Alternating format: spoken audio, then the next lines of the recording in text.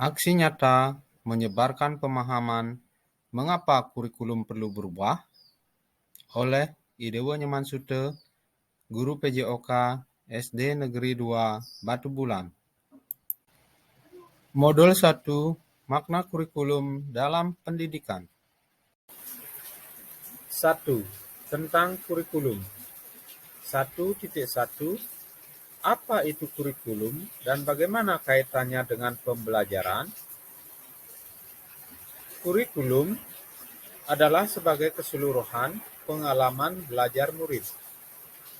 Kurikulum itu kompleks dan multidimensi. Kurikulum sebagai titik awal sampai titik akhir pengalaman belajar murid. Dan kurikulum ibarat jantung pendidikan.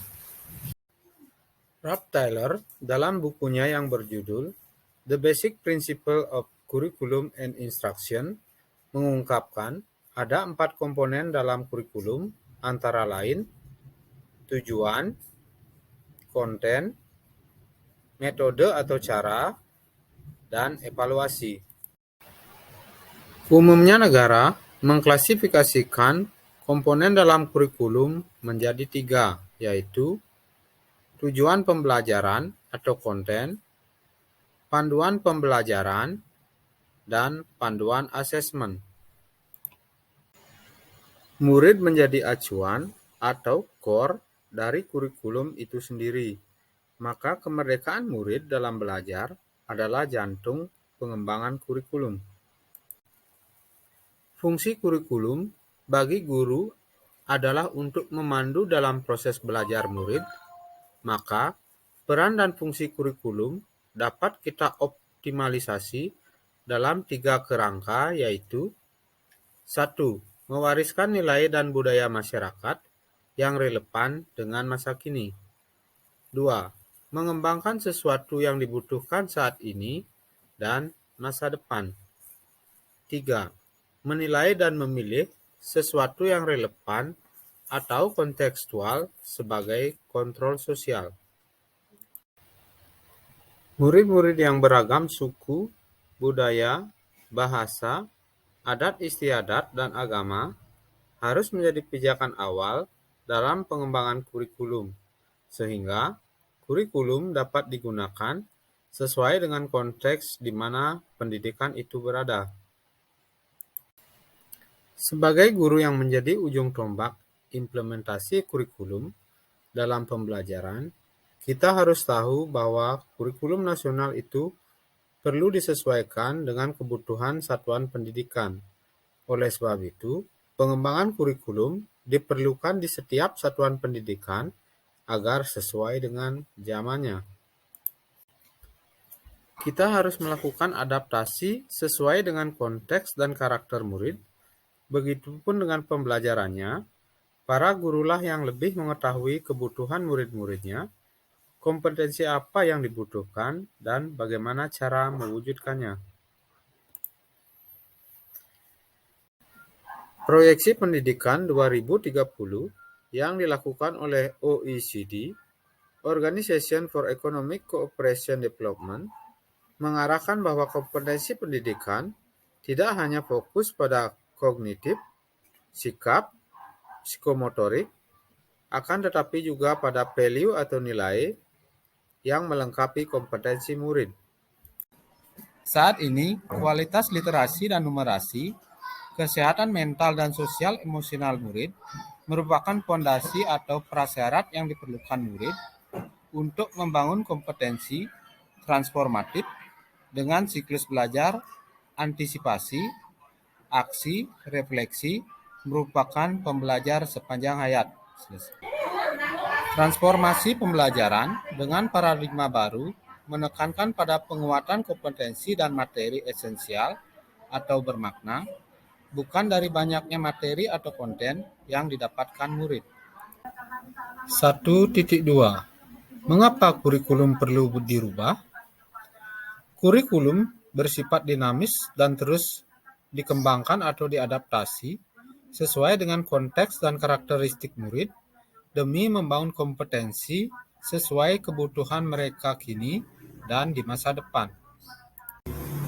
Ketika kita menjadi murid dulu, mungkin kita hanya bercita-cita menjadi dokter, polisi, tentara, ataupun guru. Akan tetapi di era sekarang ini, cita-cita para murid sangatlah beragam.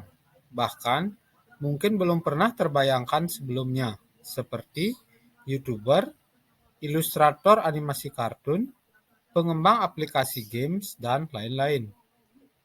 Maka, demi menuntun kodrat murid-murid kita, pembelajaran termasuk kurikulum yang kita selenggarakan juga harus terus menyesuaikan dengan kebutuhan mereka. Sebagai guru, kita harus belajar terus untuk mengikuti dan memahami tren kehidupan murid kita yang tergolong generasi Z dan Alpha. Kita harus melibatkan 3 pilar pendidikan dalam penyusunan kurikulum, yaitu 1. Orang tua, 2. Masyarakat, 3. Sekolah. Oleh sebab itu, ketika kita merancang kurikulum, kita harus menempatkan kebutuhan, pendapat, pengalaman, hasil belajar, serta kepentingan murid sebagai rujukan utama, karena sejatinya kurikulum adalah untuk murid. Untuk mewujudkan hal tersebut, ketiga pilar pendidikan harus selalu berkolaborasi secara maksimal. 1.3. Mengapa kurikulum perlu diadaptasi? Kurikulum perlu diadaptasi karena perkembangan yang terus terjadi membuat kurikulum yang diterapkan harus selalu dilakukan adaptasi sesuai kebutuhan murid-murid di sekolah. Hal ini bisa diterjemahkan dalam kurikulum operasional satuan pendidikan atau KOSP. Kerangka dasar kurikulum antara lain tujuan pembelajaran, profil pelajar Pancasila, struktur kurikulum, prinsip pembelajaran dan asesmen, dan capaian pembelajaran. Penerjemahan kurikulum tidak hanya dipengaruhi faktor geografis, tapi juga faktor budaya dan sosiologis. 2. Kurikulum dalam pembelajaran. Pemerintah sudah menyiapkan contoh kurikulum operasional, tetapi bukan berarti kita tidak bisa mengembangkannya. Kurikulum yang akan diterapkan harus selalu dikembangkan agar sesuai konteks satuan pendidikan masing-masing. Demikianlah aksi nyata saya kali ini tentang menyebarkan pemahaman mengapa kurikulum perlu berubah.